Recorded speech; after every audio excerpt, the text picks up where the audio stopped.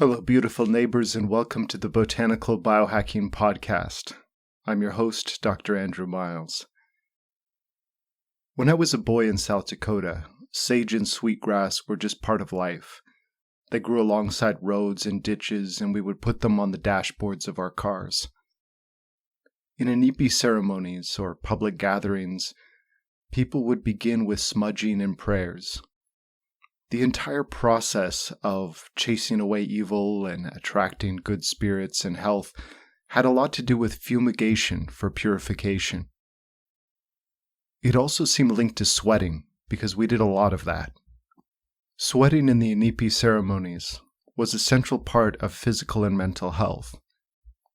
The ceremonies would get very hot, especially approaching Sundance season, and it wasn't uncommon for people to pass out from the heat. It really scalded and hurt at times, but we kept fortitude. And honestly, there were women in their 60s and 70s who were able to adapt to it. So as a teenager and young man, I couldn't really be bailing out and breaking the circle. Because that circle of intent was considered sacred, and still is. It's something I would later learn the Chinese referred to as the ninth palace or central point in the octagon, where a circle of people share a same intent or have something of a field of heart and brainwave coherence would be the best way I could explain it. I saw a lot of people heal in those ceremonies, and I didn't really understand why. It wasn't until I started learning Chinese medicine and found that the first class of herbs is designed to induce sweating that I started to really wonder about it.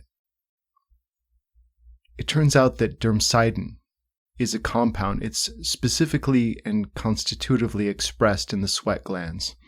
It's secreted into the sweat and transported to the epidermal surface.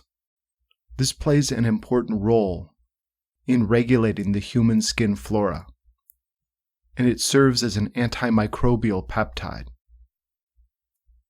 This peptide is helping to limit infection and pathogenic colonization. It also seems that sweating is important for our nervous system via heat shock proteins, which can signal anti-inflammatory cascades.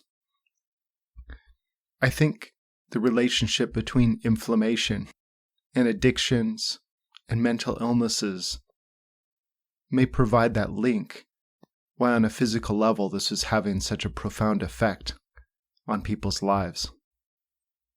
Still, it wasn't always perfect. The effects weren't always good, and at times, things went very wrong. I was with some Lakota friends, and we visited a medicine man. We had the kind of relationship at that time where no one locked their door and we would just walk in. If it was late, we might just sleep on couches or on someone's floor if their house was closer than ours. So when we all walked in, it wasn't abnormal for us to do this at all. When we walked in this time, though, something was different. A man was with the medicine man, and he was having some type of mental problem or breakdown. He seemed to be seeing things and had a 1,000-yard stare into the corner of the house. He was kind of looking up at the ceiling as though he was seeing something that nobody else was. He was also kind of making like, this kind of terrified sounds. In whispers, I heard that he had gone off to do a ceremony by himself and something went wrong. People were speaking in Lakota, but I could pick some words out. A trickster spirit had confused him. The medicine man was breathing smoke onto him and otherwise fumigating him, along with prayers and warm water to snap him out of it. No one was looking directly at the man who was afflicted, and I certainly didn't want to look directly at him either, because whatever was affecting him, I just didn't want it on me. It was kind of a creepy situation. So we waited in the next room, and after about a half hour decided it was better to come back on another day. So what happened to this man while he was up on the hill, sleeping on the ground and crying for a vision? Could there have been a microbial dimension to his spirit possession? And what role did the burnt herbs and smoke play in his recovery, if he indeed did recover? over the next few decades of my life, I would see similar themes where the supernatural was concerned. This was especially so in Sichuan, where the mean monthly humidity is over 80%. The air is wet and thick. I was in Longquan, Sichuan, a town whose name means dragon well. I lived with a group of friends with apartments which were connected. They shared much of the value system of the Lakota people I had grown up with. Children ran from one house to the next, in a way that felt very peaceful and normal to me.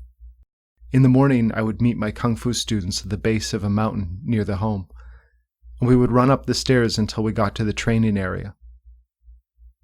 Sometimes we would go up further into the woods to use logs or rocks for training. One morning we passed through a fog and our hands swelled up. All of us had this strange, inexplicable swelling of our hands, and they swelled so much that we couldn't make fists easily. As we passed through the fog, the swelling went away. At the top of the stairs of this particular mountain, there were 2 barrels of herbs the city provided for hikers. One was filled with herbs to nourish. The other was filled with herbs for killing fungi. It said wind damp on it, which is the name for arthritis. The barrel that said wind damp or arthritis was always the first to be empty. In this climate, which was so moist, so humid, countering mold and fungi was one of the keys to health. A few days later, on a dark night, there's this eerie wind that rushed through the fungal forest, seeping in through the windows of our homes. That night, everyone in the extended circle of connected houses had nightmares of ghosts or fighting. Children were scared, and the groaning winds added a dimension of terror for them. In the morning, some of the servants began burning incense and boiling herbs, which were heavily antifungal to drive away the evil. This is not so different from what I had seen in South Dakota. There is something inherently human and true about responding this way. In Dujiangyan, close to Qingcheng Mountain, one of the birthplaces of Taoism, a migrant worker slept on the ground. His bed was made of 6 bricks for a frame, with plywood to keep him just above the foggy ground. He woke a few times, at first with a sensation of a ghost pressing on him. He couldn't move as he woke up, but gradually, after about 10 minutes, he could get up and move around. He called his mother, who went to burn incense at the temple to drive away whatever evil had been afflicting him. A week later, he woke up paralyzed. His friends took him. They used antifungal herbal foot soaks and steams, and he was able to recover. Could this damp evil, which had seized him, have been a fungi of some sort or mold toxins, paralyzing him through their effects on his nervous system? We can also look at the cultural practices of Sichuan to see how people are responding to chase away evil. In Duanwu, the change from spring to summer, it's considered the easiest time to get sick. This is a time when the wind that's blowing everywhere because of spring starts to become warm and thick with fungi. And it's traditionally thought that it's filled with ghost evils. At this time, in Sichuan, most doors will have mugwort, aye, placed near the doors.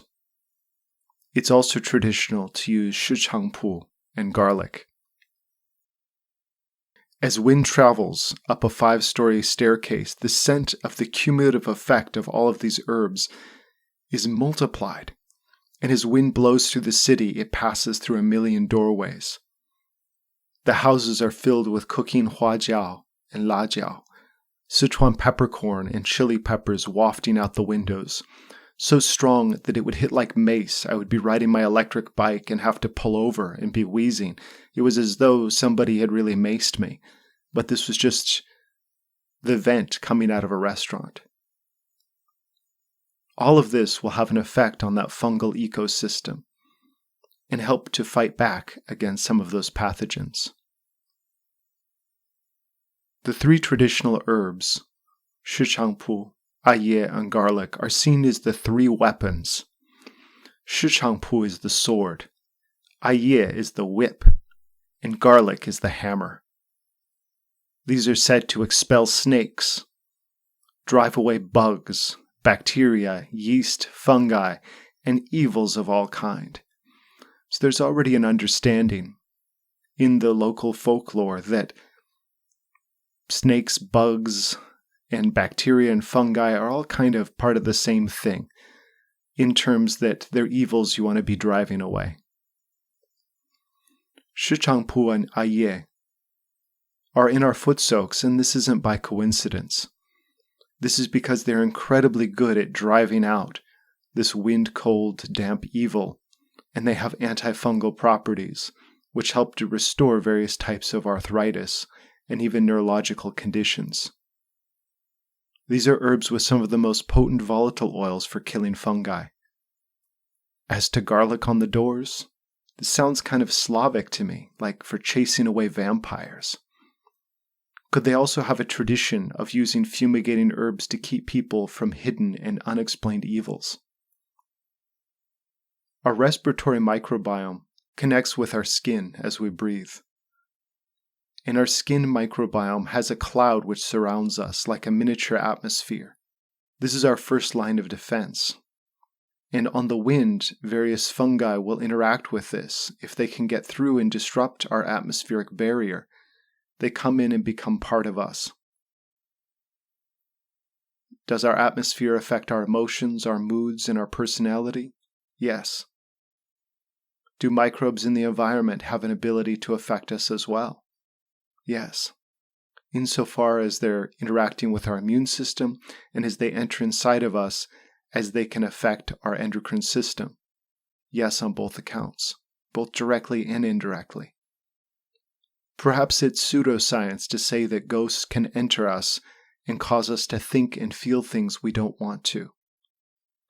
But it's well established that fungi, yeasts, and other forms of microbiota not only can do this, but are currently influencing you right now.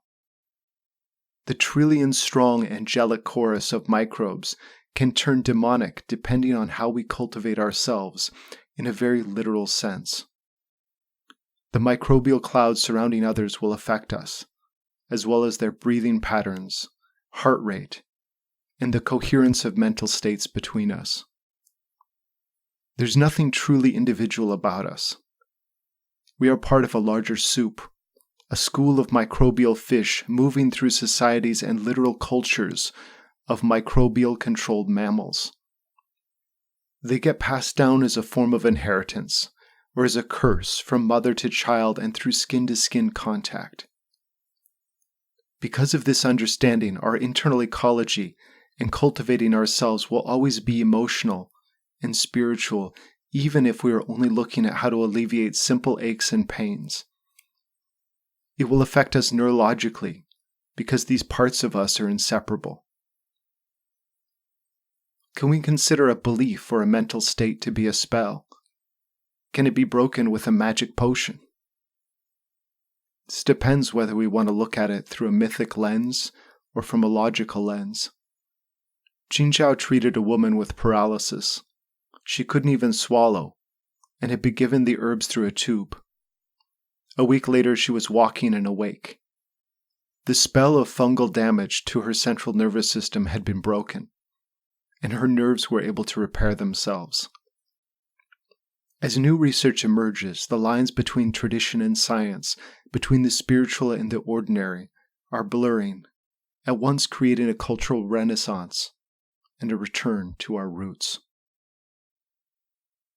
Stay tuned for our upcoming Microbiome Mastery course, where we look at Jinzhao's method for removing hidden mucus and dampness and restoring microbial symbiosis in the microbiomes of the body through the lens of systems biology. This is a true merger of tradition and science. Thank you for listening to the Botanical Biohacking Podcast. I'm your host, Dr. Andrew Miles.